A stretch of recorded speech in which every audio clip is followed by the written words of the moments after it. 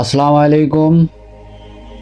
আশা করি সবাই ভালো আছেন। বাংলাদেশের এই পর্যায়ে বন্যায় ক্ষতিগ্রস্ত হয়েছে অনেক শহরেই, বাংলাদেশের অনেক শহরেই, কুমিল্লা, ফেনী, নোয়াখালী এমনকি অন্যান্য বিভিন্ন শহরে অনেক মানুষই বন্যায় ক্ষতিগ্রস্ত হয়েছে।